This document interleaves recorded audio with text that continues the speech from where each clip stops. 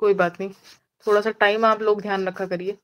अब सेकंड कहते हैं he must have completed 21 years of age, 21 साल की उम्र उसने पूरी कर ली हो। यहाँ पर इन्होंने कहा मिनिमम 21 ईयर एज है भाई, कम से कम 21 साल का व्यक्ति होना चाहिए जो एनरोल होना चाहता है, 21 साल से कम नहीं। अब तो आप देखते हो ना बहुत सारे एक्सेप्शंस आ जाते हैं आपके सामने कि 14 साल की लड़की पीएचडी कर रही है ना, या कोई 16 साल का इंसान है वो एलएलबी कर रहा है।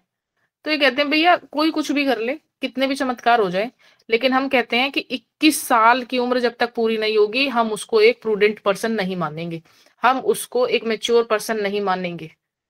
जब वो 21 साल की उम्र पूरी करेगा तो इसका मतलब है उसके अंदर कुछ मेच्योरिटी लेवल आ गया है और वो समाज को समझने की क्षमता रखता है, अपनी चीजों को समझा सकता है दूसरे व्यक्ति को।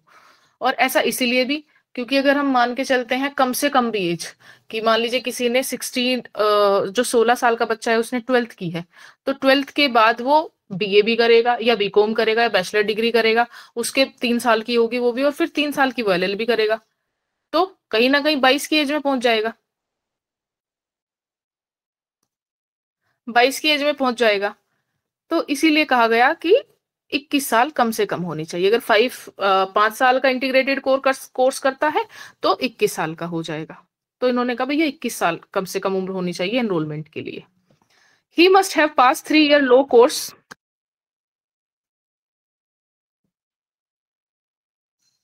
he must have passed 3 year low course regular study from the university after graduation। आपको भी पता है ये एक रेगुलर कोर्स है, कोई प्राइवेट कोर्स है नहीं, कोरेस्पोंडेंस से ये होता नहीं है, रेगुलर कोर्स है। और 5 ईयर इंटीग्रेटेड लो कोर्स आफ्टर 10+2, या तो उसने 3 साल का एलएलबी कोर्स किया हो ग्रेजुएशन के बाद, या फिर उसने 12th के बाद एक इंटीग्रेटेड कोर्स किया हो 5 साल का, चाहे वो बीबीएलएलबी हो, बीकॉम एलएलबी हो या बीएलएलबी हो, कुछ भी हो। साथ ही ये कहते हैं if the law degrees from any foreign university then it must be recognise degree for the advocate act by the bar council of India. अगर कोई व्यक्ति बाहर से आपका कोई डिग्री लेता है एलएलबी की या आपका इंटीग्रेटेड कोर्स की, तो उसको रिकॉग्नाइज होना चाहिए किसके द्वारा, बार काउंसिल ऑफ इंडिया के द्वारा, इस एक्ट के अंदर, इस एक्ट के द्वारा। तो बार काउंसिल ऑफ इंडिया उसको मान्यता देगी तभी वो हमारे यहाँ पे प्रैक्टिस कर सकता है, अदरवाइज नहीं। तभी वो लॉ की डिग्री यहाँ पे कारीगर होगी, अदरवाइज नहीं, उसकी मान्यता नहीं होगी। तो बीसीआई से परमिशन लेना बहुत जरूरी है। He should pay an enrollment fee as may be prescribed by the state bar council। ठीक है, हर एक स्टेट बार काउंसिल की अपनी अलग अलग फीस होती है। जैसे अभी दिल्ली बार काउंसिल की है 750 रुपए, ठीक, और बाकी कहीं की कुछ और हो सकती है, कहीं की कुछ और हो सकती है। यूपी में जब मैंने कराया था तो कुछ अराउंड जो है 17 से 20 हजार का खर्चा था। तो सबकी अलग अलग होती है एनरोलमेंट फीस, तो वो फीस उसने पे की हो। He must fulfill such other condition as may be prescribed by the state bar council for the purpose of enrollment। और ऐसी कोई अदर कंडीशन अगर बार काउंसिल ऑफ इंडिया ने लगाई है तो वो उसको पूरा करता हो। ये एक दे देते हैं, एक क्लोज दे देते हैं कि भैया हो सकता है समय समय पर स्टेट बार काउंसिल कुछ ऐसे नियम या ऐसे कानून बना दे जिसमें कि आपको वो फुलफिल करना जरूरी हो। तो एक तरीके से ये अपने आप को सेव करते हैं कि भैया अगर और कोई कंडीशन भी स्टेट बार काउंसिल लगाए तो वो भी आपको पूरी करनी है। तो बेसिकली अगर हम देखते हैं तो ये कहते हैं भैया he must be a citizen of India, Bharat का नागरिक हो, 21 साल की उम्र पूरी कर ली हो, एक लॉ की डिग्री उसके पास होनी चाहिए, चाहे वो 3 ईयर हो चाहे इंटीग्रेटेड हो, और उसने जो है आपकी एनरोलमेंट फीस दे दी हो। मेनली ये 4 हैं आपके पास जो क्वालिफिकेशन है एनरोलमेंट के लिए।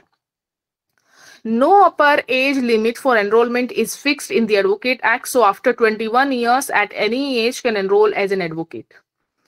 कोई अपर एज नहीं है, कोई मैक्सिमम एज नहीं है कि एक व्यक्ति इस एज तक एनरोल हो सकता है, 100 साल, उसका 110 साल या 90 साल या 80 साल, ऐसी कोई अपर एज लिमिट नहीं लगाई है। कोई व्यक्ति जब चाहे एलएलबी करके आपको अपने आप को एडवोकेट के रूप में एनरोल करा सकता है, इनका ये कहना है। लेकिन बस मिनिमम एज है कि भैया 21 साल कम से कम उसने पूरे कर लिए हो, उसके बाद वो 50 साल, 60 साल, 70 साल, 80 साल में अपने आप को एडवोकेट के रूप में एनरोल करा सकता है। और अगर एडवोकेट के रूप में एनरोल करा सकता है इट मीन्स कि वो एलएलबी कर सकता है। इसमें इन्होंने इसका कोई एज नहीं है कि भाई कब तक होना चाहिए, कब तक नहीं। हालांकि सुप्रीम कोर्ट में ये बात गई थी कि एक पर्टिकुलर एज तक आपको जो है रेस्ट्रिक्शंस लगा देना चाहिए कि आपका 50 के बाद कोई भी व्यक्ति जो है एनरोल ना करा सके। लेकिन सुप्रीम कोर्ट ने इस पे कोई जजमेंट नहीं दिया है और इस पे जो है अभी तक कोई डिसीजन नहीं आया है कि कोई क्या हमें लिमिटेशन लगानी चाहिए, क्या रेस्ट्रिक्शंस होना चाहिए एज का। नहीं, ऐसा कुछ नहीं है फिलहाल। फिलहाल ये कहते हैं कि कोई एज लिमिट नहीं है, आप जब चाहें जब तब एडवोकेट बन सकते हैं। अब बात आती है, ये तो क्वालिफिकेशन है कि चलो भैया भारत का नागरिक हो गया, वो उसने 21 साल की उम्र पूरी कर ली, उसके पास लॉ की डिग्री है और उसने जो है एनरोलमेंट फीस दे दी, ये तो क्वालिफिकेशन हो गई। अब डिस्क्वालिफिकेशन क्या है, अयोग्यताएं क्या है, कब उसको मना कर दिया जाएगा कि हम तुम्हें एनरोल नहीं करेंगे। ये सेक्शन 24A बताता है कि कब किस व्यक्ति को एनरोल नहीं किया जाएगा as an advocate. Section 24A, the following persons are disqualified to enrol as an advocate. ये जो लोग दिखाए जा रहे हैं, ये जो बताए जा रहे हैं, ये जो पर्सन है, इनको हम डिस्क्वालीफाई घोषित करते हैं, इनको हम एनरोल नहीं कर सकते हैं। किन किन को नहीं किया जा सकता एक अधिवक्ता के रूप में enrol? A person convicted for an offence involving moral turpitude. एक ऐसा व्यक्ति जिसको कन्विक्ट किया गया है, जिसको सजा मिली है, जिसको दोषित किया गया है एक ऐसे अपराध के लिए जिसमें कि नैतिक अधमता, जिसमें कि मोरल टर्पिट्यूड इंक्लूड है, जैसे कि चोरी, जैसे कि आपका क्या कहते हैं, ये कहते हैं हत्या, जैसे कि आपका क्या कहते हैं विश्वासघात करना, जिसको आप बोलते हो ना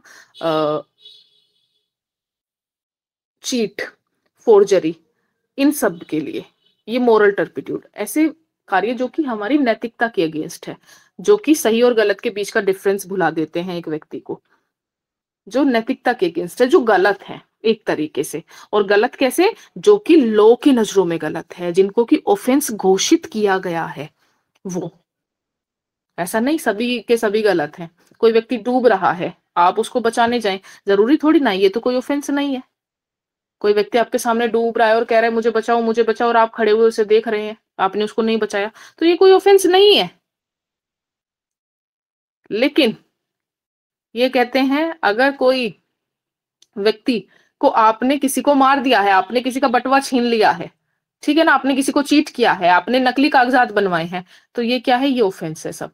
इनको बीएनएस में पनिशेबल ऑफेंस बताया गया है। तो अगर किसी व्यक्ति को मोरल टर्पिट्यूड, किसी अपराध के लिए दोषित किया गया है, यहाँ पर मैं आपको एफआईआर नहीं कह रही हूँ कि किसी के ऊपर एफआईआर है तो भी हम उसको डिस्क्वालीफाई कर देंगे, नहीं करेंगे। अगर किसी के ऊपर ट्रायल चल रहा है तो भी उसको डिस्क्वालीफाई नहीं करेंगे, जब तक कि उसको कन्विक्ट ना कर दिया जाए, जब तक कि आखिरी फैसला ना आ जाए। आखिरी फैसला आने के बाद ही वो व्यक्ति डिस्क्वालीफाई होगा, उससे पहले नहीं होगा। क्यों? क्योंकि विधि की नजरों में कोई भी व्यक्ति तब तक दोषी नहीं होता जब तक कि उसको दोषी करार दे ना दिया जाए। तो कोई भी व्यक्ति जो है दोषी नहीं होता है जब तक कि उसका दोष साबित नहीं हो जाता। इसीलिए ये मैम जैसे किसी को सजा मिल जाती है तो वो तो जेल में चला जाएगा, तो रजिस्ट्रेशन कैसे कराएगा? वो तो रजिस्ट्रेशन करा ही नहीं पाएगा ना। तो ये बात कर रहे हैं आपका कि कन्विक्शन के बाद जैसे कोई परोल पे आ जाता है, ठीक है ना, कोई बेल पे आ जाता है, ऐसे। नहीं, जैसे किसी की सजा हो गई तो वो तो जेल में चला गया और पेरोल पे 1-2 दिन। अच्छा, पेरोल वाला मैटर है इसमें केवल? पेरोल वाला है, यस, ओके। है ना। ये कहते हैं भाई वो रजिस्टर्ड नहीं करा सकता अपने आप को, वो एनरोल नहीं करा सकता अपने आप को। अच्छा मैम, ये जैसे राहुल गांधी को सजा हुई थी 2 साल की, तो वो जेल तो गए हम्म। नहीं वो, फिर कैसे? अब वो जमानत पे बाहर है, क्या करें। अच्छा। हाँ, अब जमानत जब तक चलेगी चलेगी, जितना अच्छा होगा उतनी जमानत चलेगी। नहीं, सजा होने के बाद भी जमानत हो जाती है? बिल्कुल हो जाती है। ओके। अब हम बात करते हैं, जब आप अभी पढ़ोगे, आपका भी BNSS नहीं आया जिसको हम CRPC बोलते हैं, उसमें बताया गया है कि कब जो है कौन से मैटर ऐसे हैं जिनमें की जमानती हैं और जिनमें जमानत मिल जाती है, कौन से ऐसे हैं जिनमें बाद में मिलेगी, कौन से ऐसे हैं जिनमें की नहीं मिलेगी, वो सब बताया गया है।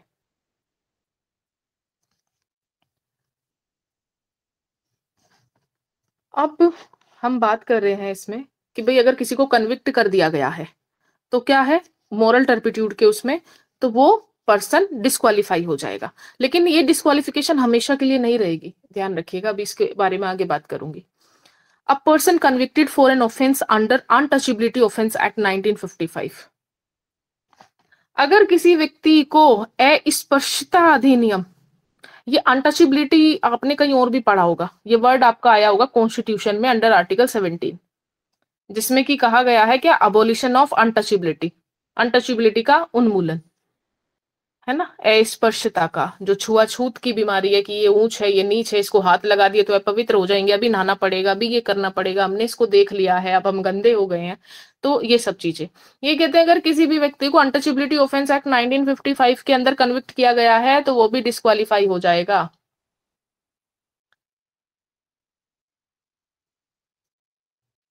अब इसको जो है अनटचेबिलिटी ऑफेंस एक्ट 1955 का नाम चेंज कर दिया गया है, protection of civil rights act कर दिया गया है।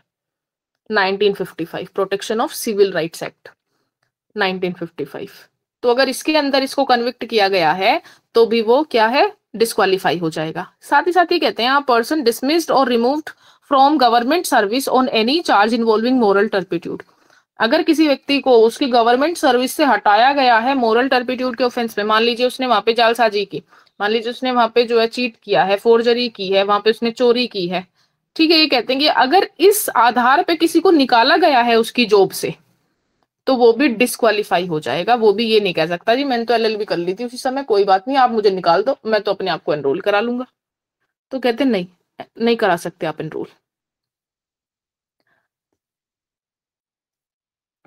अब this the disqualification cease to have effect after the period of 2 years of his release from jail or dismissed from office या from service। ये जो अयोग्यता है ना, ये समाप्त हो जाएगी 2 साल के बाद जेल से रिलीज होने के या आपको सर्विस से डिसमिस किए जाने के। After 2 years of his release from jail और dismissed from service, 2 सालों के बाद ये डिस्क्वालिफिकेशन समाप्त हो जाती है। जैसे कोई व्यक्ति जेल से बाहर आया छूटकर, बरी होकर, तो 2 साल के बाद वो अपने आप को रजिस्टर्ड करा सकता है। ऐसे ही अगर किसी को उसकी सर्विस से डिसमिस किया गया था तो 2 साल के बाद वो एलिजिबल हो जाएगा। There is no disqualification for a person found guilty in the above said cases and who has been given benefit under the provision of the Probation of Offender Act 1958। ये जो अयोग्यता है ना, एक ऐसे व्यक्ति पर लागू नहीं होती है जिसको कि प्रोबेशन ऑफ ऑफेंडर एक्ट 1958 का लाभ मिला हो। प्रोबेशन क्या होता है? प्रोबेशन ये होता है कि जब कोई व्यक्ति कोई ऑफेंस करता है और वो पहली बार उसने ऑफेंस किया है और वो बहुत ही अच्छे आचरण का व्यक्ति है, ठीक है, और उसकी जो आयु है वो जो है कम है और जो ऑफेंस है वो भी 7 साल से ऊपर का नहीं है कि उसने जो है 7 साल से ऊपर का कोई भी ऑफेंस किया है, अपराध किया है जिसमें 7 साल से ऊपर की सजा हो, तो वहां पर जो जज साहब है ना, इन सभी तथ्यों को ध्यान में रखते हुए, इन सभी फैक्ट को ध्यान में रखते हुए उसको प्रोबेशन पे छोड़ देते हैं। उससे एक बॉन्ड भरा लेते हैं कि भैया तुम अब अगर कुछ गलत करोगे तो तुम्हें हम अंदर कर देंगे। तो मामला चला, ट्रायल हुआ, सारी चीजें देखी गई, उसको दोषी सिद्ध किया गया, लेकिन प्रोबेशन ऑफ ऑफेंडर एक्ट के अंदर उसको प्रोबेशन पीरियड पर छोड़ दिया गया। एक तरीके से ये एक आप कह सकते हो उससे लिया गया एक वादा है कि वो अब ऐसा ऑफेंस दोबारा नहीं करेगा। क्यों छोड़ा गया? क्योंकि अभी उसकी उम्र बहुत ही जो है यंग है वो, या कोई एक स्त्री है, या फिर वो इतने अच्छे चरित्र का व्यक्ति है कि वो ऐसे काम नहीं कर सकता, उससे गलती से ऐसा कुछ हो गया है और ऑफेंस ऐसा भी नहीं है कि उसमें 7 साल से ऊपर की सजा हो सके। तो उसको एक मौका दिया जाता है, एक अपॉर्चुनिटी दी जाती है अपने जीवन को सुधारने के लिए कि आप जो है जेल में जाएंगे तो हो सकता है आप और भी ज्यादा गमगीन, बहुत ही गंभीर अपराधी बनकर बाहर निकले। तो ये उनको दिया जाता है जो वाकई में ही ये साबित कर पाते हैं कि ये बहुत ही ज्यादा अच्छे चरित्र के व्यक्ति हैं और इनका जो भविष्य है वो बहुत ही उज्जवल है और इनसे जो ऑफेंस हुआ वो गलती से हुआ, इनकी कोई मंशा नहीं थी या जानबूझकर इन्होंने नहीं किया वो। तो ये देने से पहले जज को बहुत ज्यादा रिस्पॉन्सिबिलिटी इसके ऊपर आ जाती है, और ये बहुत ही कम मामलों में दिया जाता है। खासकर ये जो आपका यंग एज होती है या कोई स्त्री होती है, उनके मामलों में ज्यादा देखने को मिलता है हमें ये। तो जेल जाने से पहले, कन्विक्शन के बाद, लेकिन जेल जाने से पहले प्रोबेशन पीरियड दिया जा सकता है।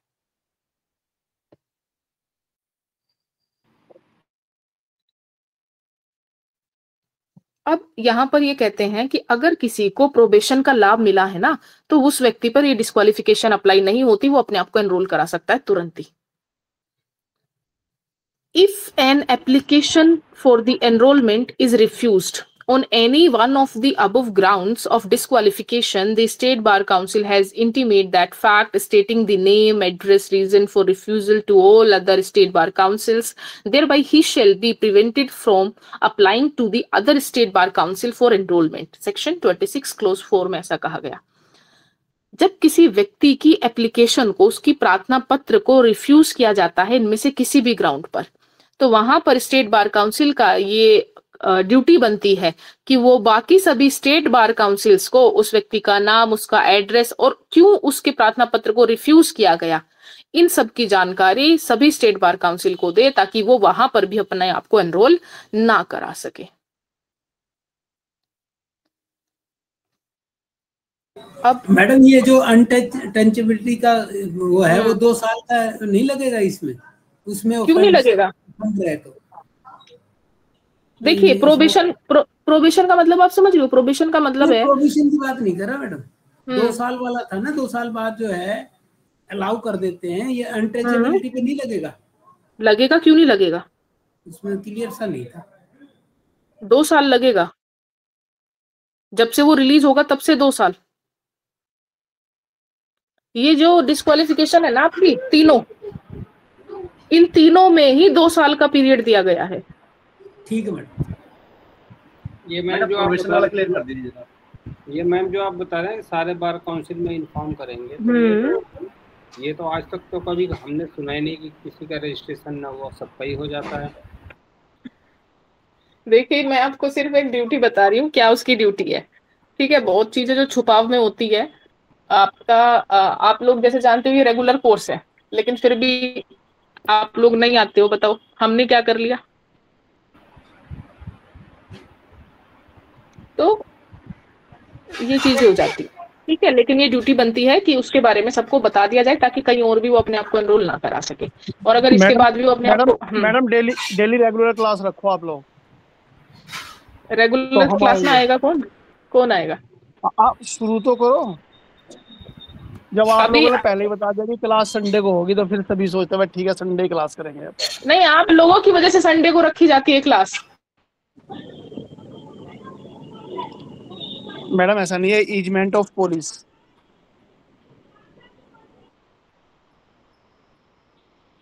चलिए, आप लोग मुझे एक लिस्ट बना के दीजिएगा कि आप कौन बच्चे हैं जो सब रेगुलर आ सकते हैं, तो हम आपकी रेगुलर क्लास चलाएंगे।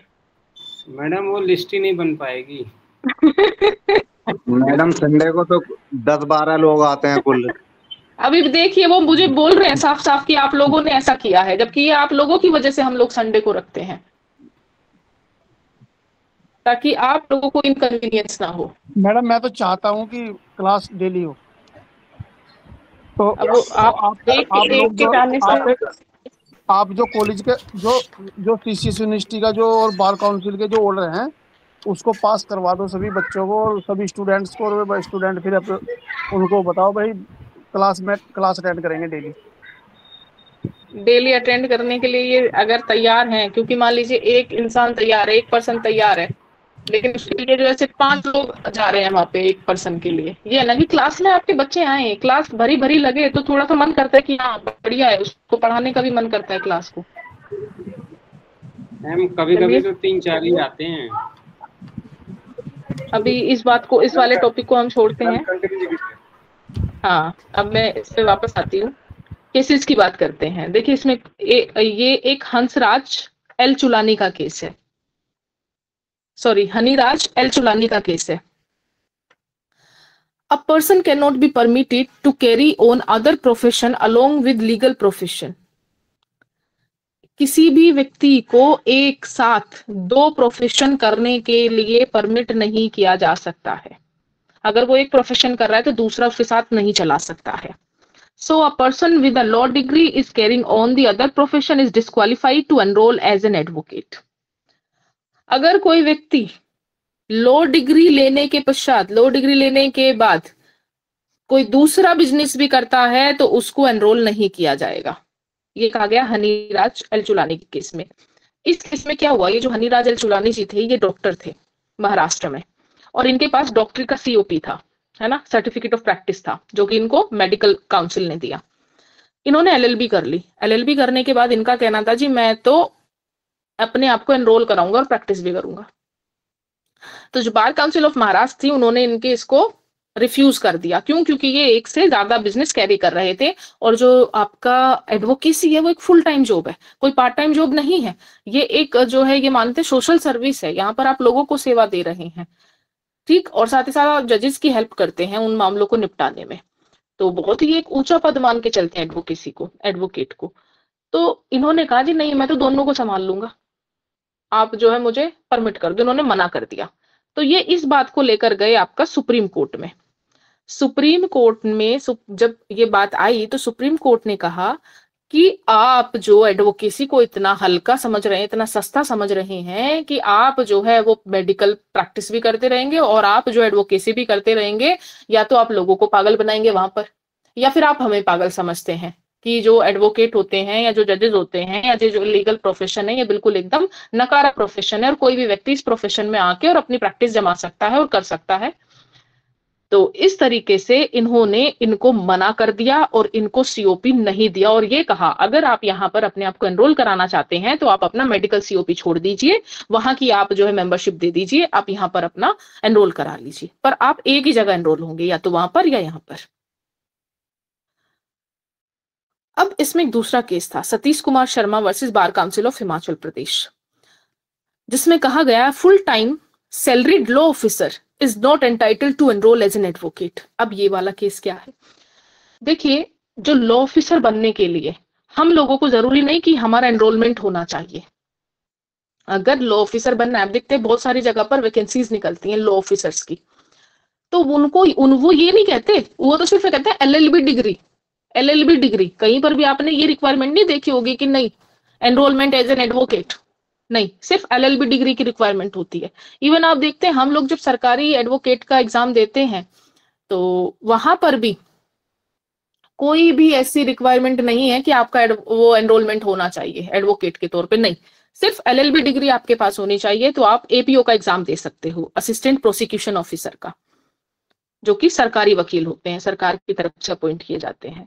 तो कहते हैं भाई जो व्यक्ति लॉ ऑफिसर है, भले उसके पास लॉ की डिग्री है, लेकिन फिर भी वो एडवोकेट के रूप में एनरोल नहीं हो सकता। क्यों? क्योंकि वो फुल टाइम कहीं पर लॉ ऑफिसर है और वो कार्य कर रहा है, और वो अगर अपने आप को एनरोल कराएगा तो वो सब लोगों को पागल बनाएगा, वो यहाँ पर भी पैसे कमाने की कोशिश करेगा, लोगों को पागल बनाने की कोशिश करेगा और कार्य वहां पर करता रहेगा। तो ये इतना सस्ता नहीं है एडवोकेसी। आप अगर यहाँ पर आते हो तो फुल टाइम आओ, अदरवाइज आप इस प्रोफेशन में आओ मत, उनका ये कहना है। अब बात आती है आपकी, इसके बाद आपको देखिए क्वालिफिकेशन डिस्क्वालिफिकेशन एकदम याद होनी चाहिए, क्योंकि ये आपसे पूछी जाएगी आपके वाइवा में, तो ये बिल्कुल आपको रट जानी चाहिए कि ये क्वालिफिकेशन है डिस्क्वालिफिकेशन है। क्वालिफिकेशन डिस्क्वालिफिकेशन का क्वेश्चन आपका आता है आपके पेपर में भी, तो आप 20, 24 और 24A याद रखेंगे। ये मैम ये वाइवा एग्जाम के बाद ही होता होगा ना? हाँ, एग्जाम के बाद। अब सेक्शन 16 क्या कहता है? सतीश कुमार शर्मा केस में फाइनल क्या डिसीजन हुआ? क्या? सतीश कुमार शर्मा केस में फाइनल डिसीजन क्या हुआ? फिर यही डिसीजन हुआ कि भैया आप लॉ ऑफिसर हैं, आप इसमें एनरोल नहीं हो सकते हैं, या तो आप वहां से अपनी नौकरी छोड़िए या फिर आप इसमें एनरोल होइए, एक साथ दो नहीं कर सकते आप कार्य। ओके। तो मैडम जैसे आप यहाँ पे अभी ये टीचिंग करती हो, तो क्या आप प्रैक्टिस नहीं कर सकते? बिल्कुल कर सकती हूँ, क्योंकि कुछ एक्सेप्शंस हैं वहां पर। ये कहा गया है जो MLA होते हैं, जो MPs होते हैं, जो लॉ रिसर्चर होते हैं, जो आपका असिस्टेंट प्रोफेसर जो टीचिंग करते हैं पार्ट टाइम, वो लोग जो है LLB में वो लोग जो है अपने आप को एनरोल करा सकते हैं। Okay okay, thank you. क्योंकि हम वो वाला जो कार्य है ना वो पार्ट टाइम है, इसीलिए। तो वो एक्सेप्शंस भी मैं आपको बताऊंगी कहाँ पर दी गई है।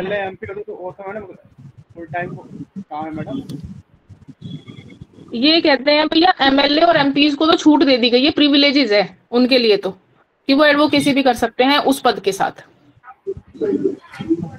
लेकिन जो आपका टीचिंग वाला है उसमें आपको कहते हैं आप पार्ट टाइम जॉब कर सकते हो, आप 3 घंटे कॉलेज जा सकते हो, बाकी समय आप कचहरी में दे सकते हो।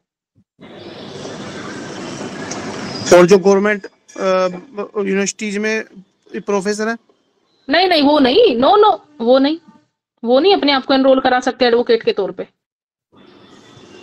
Okay ma'am. सिर्फ पार्ट टाइम वाले। अब सेक्शन 16 की बात करते हैं, सीनियर एंड अदर एडवोकेट्स की बात करते हैं। देखिए, there shall be 2 classes of advocate, namely senior advocate and other advocate. 2 तरीके की कैटेगरी है, 2 वर्ग बना दिए गए हैं, senior advocate and other advocate. मैंने पहले भी आपको बताया, जैसे एन एडवोकेट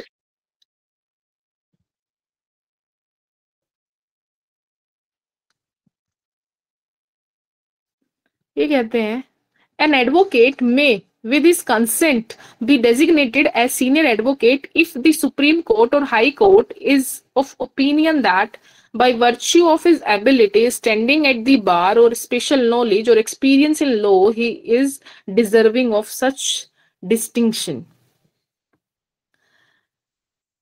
एक अधिवक्ता को उसकी सहमति के साथ सीनियर एडवोकेट के पद से नवाजा जा सकता है अगर सुप्रीम कोर्ट और हाई कोर्ट, सुप्रीम कोर्ट या हाई कोर्ट की राय में वो ऐसे गुण रखता है, ऐसी क्षमता रखता है, उसके पास ऐसी स्पेशल नॉलेज है, उसके पास ऐसा अनुभव है कि वो डिजर्व करता है इस पद के लिए। लेकिन हाई कोर्ट और सुप्रीम कोर्ट के ओपिनियन में 2 चीज कही इन्होंने, या तो सुप्रीम कोर्ट को ऐसा लगता है कि yes he can be the senior advocate, या फिर हाई कोर्ट को ऐसा लगता है। क्यों लगता है? क्योंकि वो उस पर जो एडवोकेट है वो मान लीजिए 10 साल से एडवोकेट है, उसको इतना एक्सपीरियंस हो गया है कि वो अब जो है चीजों को देखते ही समझ जाता है, और वो जो कोर्ट में समय बर्बाद नहीं करता, कोर्ट को समझाने में उसको समय नहीं लगता। उसको पता है प्रॉपर किस तरीके से ड्राफ्टिंग होनी है, किस तरीके से क्या चीजें होनी है, और कोर्ट में बहुत आराम से जाता है और कार्रवाई करता है। क्योंकि बहुत सारे एडवोकेट आप देखते हो ना, वो समय बहुत बर्बाद कर देते हैं कोर्ट का, ढंग से अपनी बात नहीं रख पाते, नहीं बोल पाते हैं, उनको पता ही नहीं है कि क्या तरीका है। वो कहा भैया आपके गवाह कहाँ है, अजी वो तो आए नहीं आज, तो फिर भाई तुमने बताया क्यों नहीं कोर्ट को, तुम क्यों कोर्ट का टाइम वेस्ट कर रहे हो, तुम ये बात पहले भी बता सकते थे, एप्लीकेशन लगा सकते थे। तो ये कहते हैं तो सीनियर एडवोकेट कब उसके पास अनुभव हो गया है, उसके पास इतनी नॉलेज हो गई है, उसके पास इतनी क्षमता आ गई है, ठीक है, लेकिन उसकी कंसेंट से, किसी को भी नहीं बना देंगे। कहते हैं भैया उसकी परमिशन भी लेनी पड़ेगी अगर उसको सीनियर एडवोकेट बना रहे हैं, अगर वो मना कर देगा तो नहीं बना सकते उसको सीनियर एडवोकेट। सीनियर एडवोकेट बनाने का मेन पर्पज है कि जो नीचे लेवल पे हैं, जो और एडवोकेट हैं, जो अदर एडवोकेट हैं, उनको सीखने का मौका मिले। एक तरीके से मास्टर है ये बताएगा कि आपको किस तरीके से कार्रवाई करनी चाहिए, कोर्ट में किस तरीके से आपको जाना चाहिए, क्या क्या वो तरीके हैं जिससे कोर्ट का समय बच सकता है। तो ये दूसरे को सिखाने वाला बन जाता है तुरंत, जब जैसे ये प्रमोट होता है। Senior advocates shall in the matter of their practice be subject to such restrictions as the Bar Council of India may in the interest of the legal profession prescribed. Senior advocate ये कहते हैं कि practice के मामले में bar council of India के द्वारा लगाए गए प्रतिबंधों के अधीन होगा। जो प्रतिबंध उस पर लगाए गए हैं लीगल प्रोफेशन के इंटरेस्ट में, उसके हित में, उसके अधीन रहते हुए वो प्रैक्टिस करेगा। अब प्रतिबंध भी है उसके ऊपर, क्या प्रतिबंध है देखिए। ये कहते हैं an advocate of the supreme court who was a senior advocate of that court immediately before the appointed day shall for the purposes of this section be deemed to be a senior advocate. कोई भी advocate supreme court का जो कि ये कहते हैं इस act के लागू होने से पहले भी सीनियर एडवोकेट था, वो सीनियर एडवोकेट ही समझा जाएगा इसके लागू होने के बाद भी। provided that where any such senior advocate makes an application before the 31st December 1965 to the Bar Council maintaining the role in which his name has been entered, that he does not desire to continue as a senior advocate. हालांकि उसका जो नाम है उसकी application के द्वारा जो उसने 31 दिसंबर 1965 से पहले दी हो, किसको दी? बार काउंसिल को दी, जो कि एडवोकेट रोल को मेंटेन करती है, जिसमें कि उसका नाम है, और वो ये बताएगा कि नहीं, मेरी कोई इच्छा नहीं है इस पद को कंटिन्यू करने की, मैं अब सीनियर एडवोकेट नहीं बने रहना चाहता हूं, तो वो ऐसी एप्लीकेशन देकर उस पद से नीचे भी आ सकता है। लेकिन 31 दिसंबर 1965 से पहले उसने वो एप्लीकेशन दे दी हो। The bar council may grant the application and the roll shall be altered accordingly. उसके बाद जो बार काउंसिल है आपकी, वो उसकी पर एप्लीकेशन को ग्रांट कर सकती है या ग्रांट कर देगी, और फिर उसका जो नाम है उसमें से हटा करके अपनी जो रोल है उसको परिवर्तित कर देगी, उसको बदल देगी। तो जो पहले से था सीनियर एडवोकेट, उसको भी मौका दिया गया कि तुम अगर चाहो तो इस पद पे बने रह सकते हो, और अगर चाहते हो कि नहीं बनना है तो आप बता दो, एप्लीकेशन दे दो कि भाई मुझे नहीं बनना, तो आपको जो है उस लिस्ट में से हटा दिया जाएगा। ये मैम एप्लीकेशन नहीं किया तो वो सीनियर एडवोकेट ही बना रहेगा ना? हाँ बिल्कुल, इस एप्लीकेशन के बिना वो सीनियर एडवोकेट ही बना रहेगा, उसको उसी पद से ये मानेंगे कि वो सीनियर एडवोकेट ही है इस एक्ट के अंदर। ये सीनियर एडवोकेट जो मैम सीनियर एडवोकेट जो बनना चाहता है नहीं बनना चाहता, उसके फायदे नुकसान क्या है? हाँ यही इसी पे आई हूँ। अच्छा मैम, ये एक चीज और पूछनी है, जैसे दिसंबर 65 के बाद अगर कोई सीनियर एडवोकेट बन जाता है तो वो डिग्रेड नहीं करा सकता अपने आप को? नहीं, नो, क्योंकि उसकी कंसेंट के बाद ही उसको बनाया गया है। अगर उसकी कंसेंट के बिना बनाया जाता तो फिर तो बनाया ही नहीं जाता।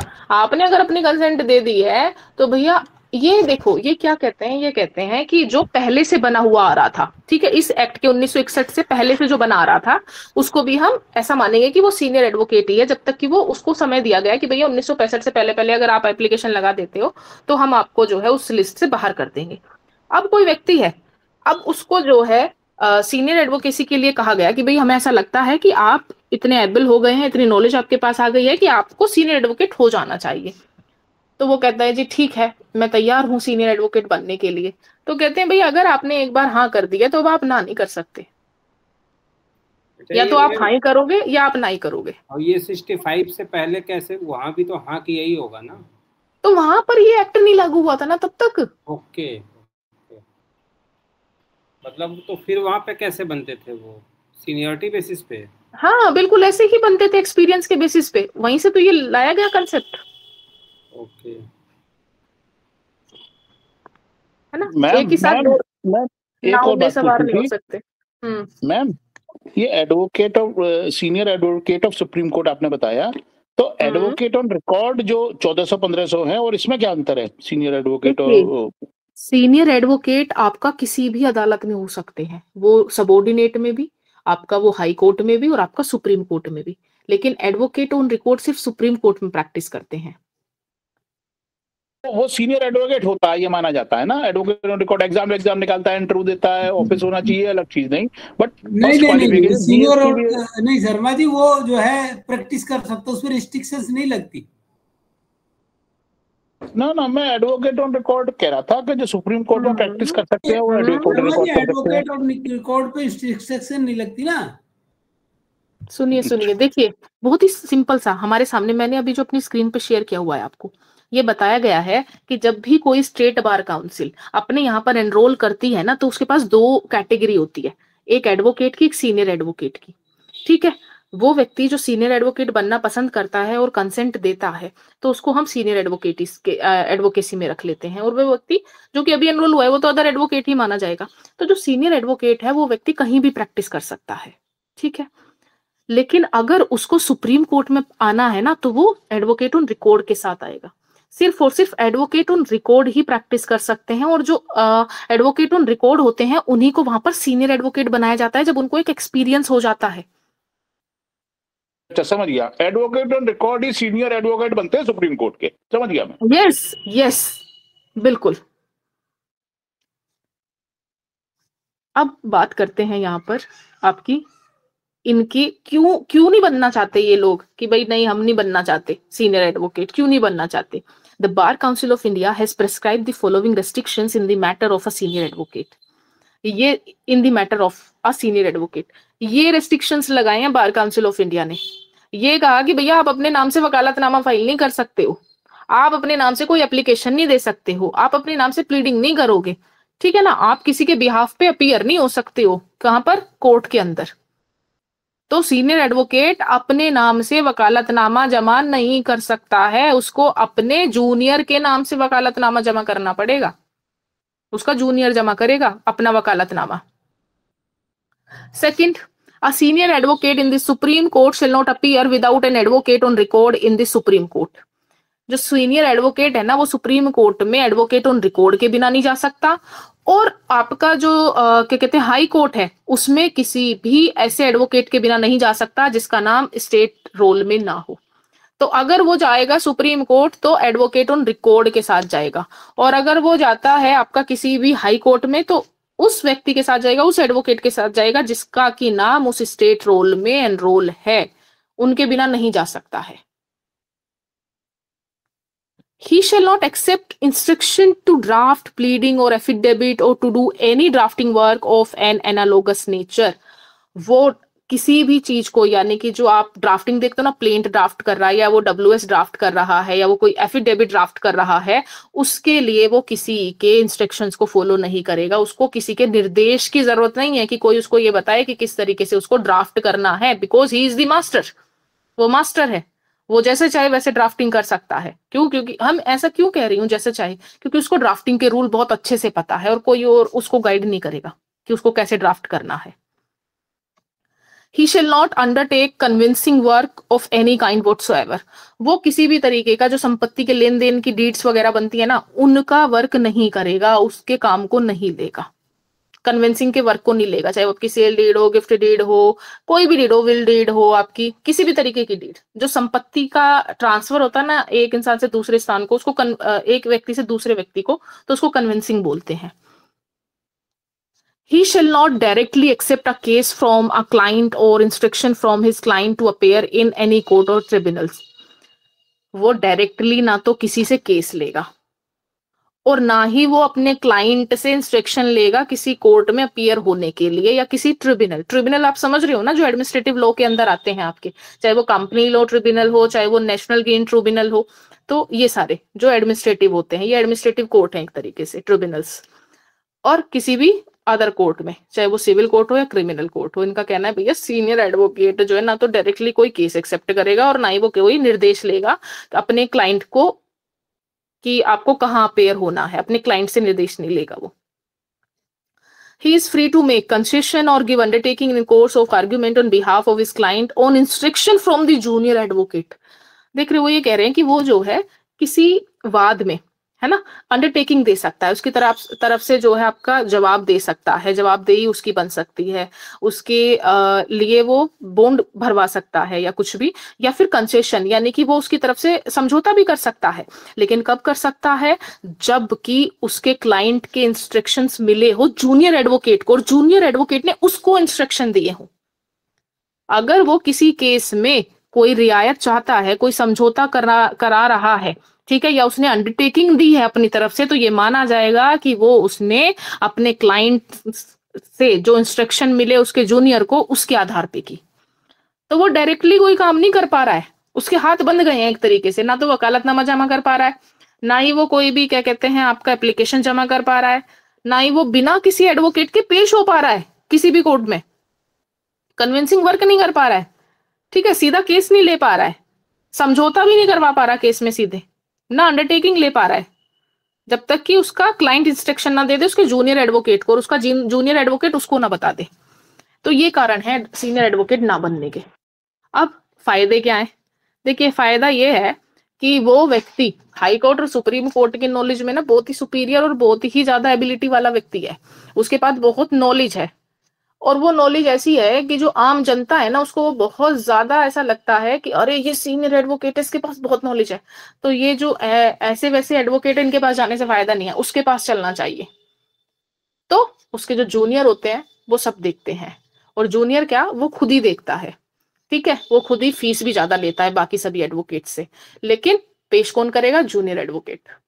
सारे काम किसको सिखाने हैं? उसको अपने सभी जूनियर एडवोकेट को सिखाने हैं। ये है, कन्विंसिंग वो नहीं करेगा, उसके जूनियर एडवोकेट करेंगे सब वो।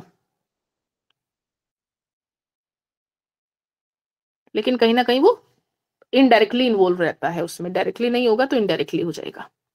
मैम ये जुडिशरी में जितने भी जजेस बने हैं, आपको तो पता होगा, ये सारे मोस्टली सीनियर एडवोकेट ही हैं जो बनते होंगे ज्यादातर। देखिए, क्योंकि जब हाई कोर्ट का जज बनने की बात आती है ना, वहां पे लिखा हुआ है कि इसने 10 साल हाई कोर्ट में प्रैक्टिस की हो। ठीक है, तो जिनकी सोर्सेज होती हैं वो वहां पे प्रमोट हो जाते हैं, जज बन जाते हैं, क्योंकि वो जब एक अर्हता है, एक क्वालिफिकेशन है 10 साल तक प्रैक्टिस करना।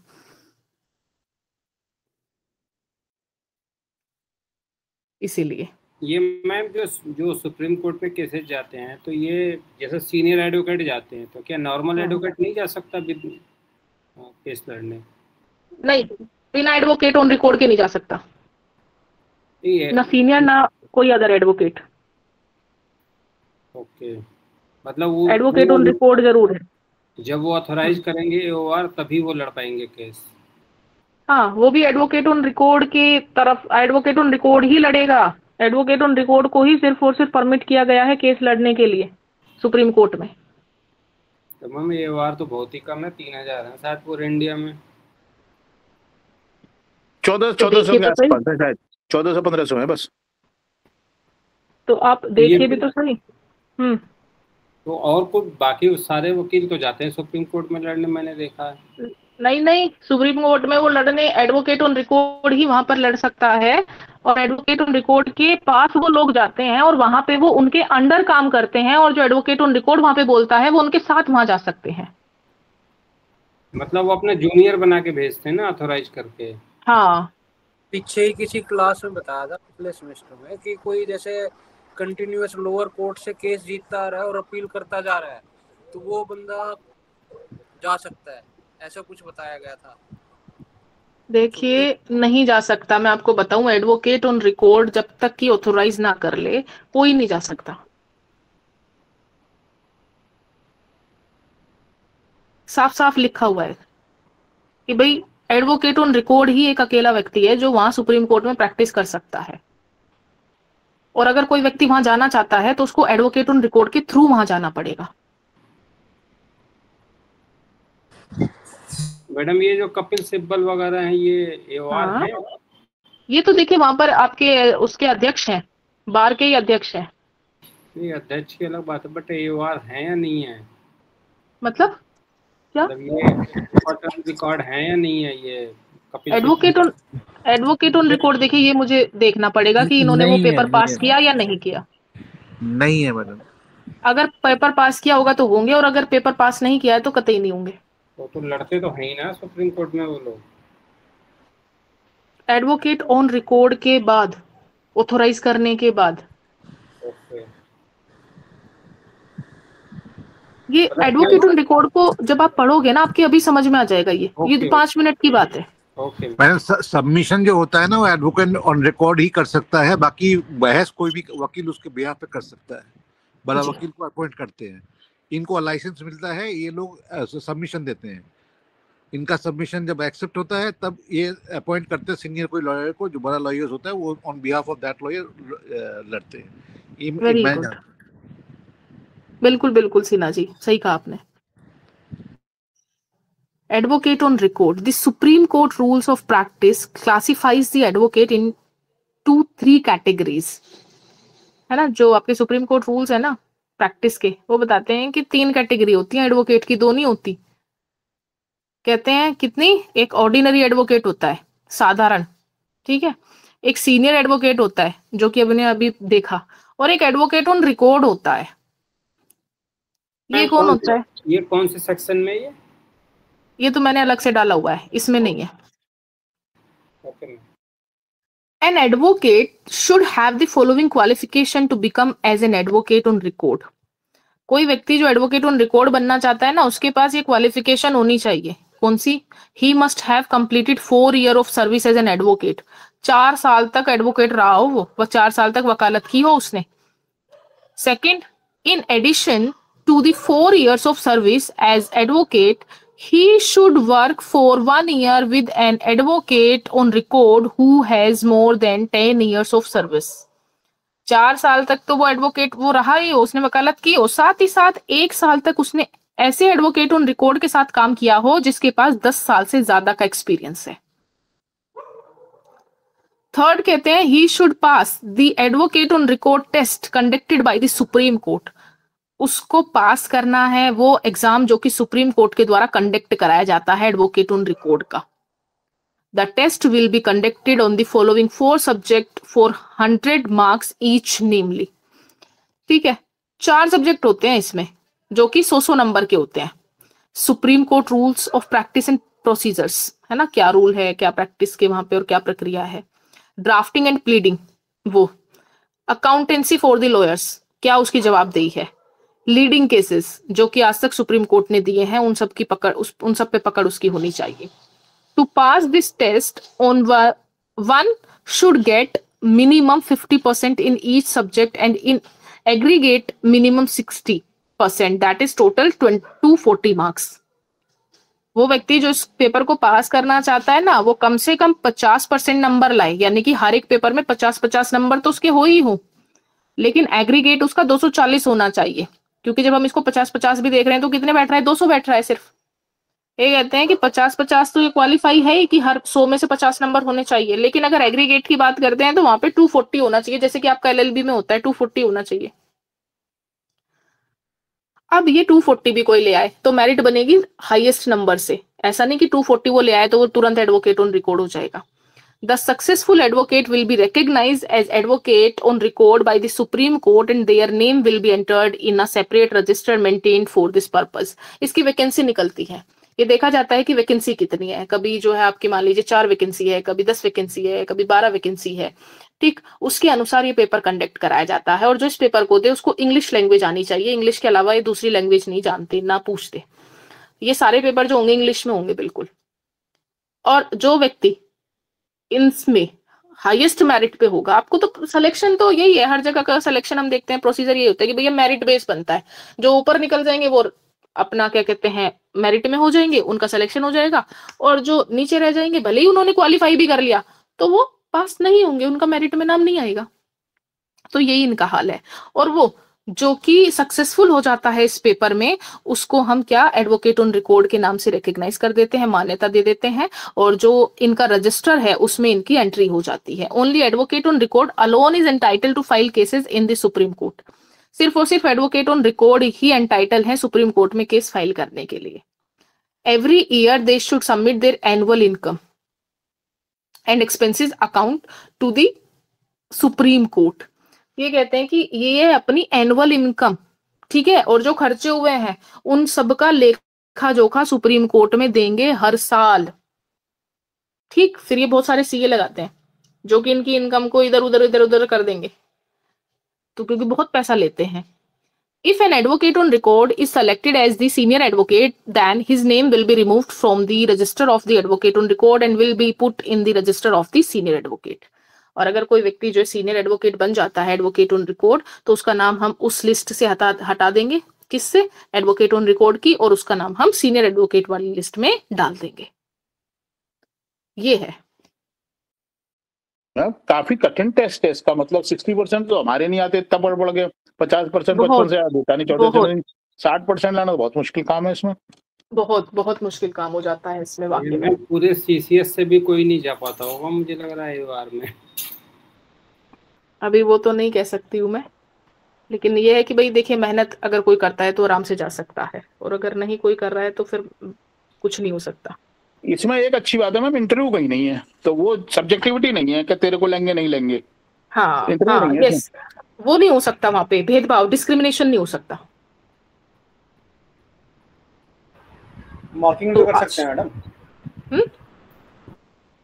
मार्किंग तो कर सकते हैं मैडम। अब देखिए, अब कहाँ करप्शन नहीं है, मैं कहाँ बताऊं कि हाँ यहाँ नहीं है। यस मैडम, तो वो तो नहीं हो पाएगा, नहीं वो नहीं हो पाएगा क्योंकि सारे वकील हैं एक दूसरे को नोच के खा जाएंगे, और आरटीआई में कॉपी मंगा सकते हैं, रिटर्न है, तो वो इतना आसान नहीं है।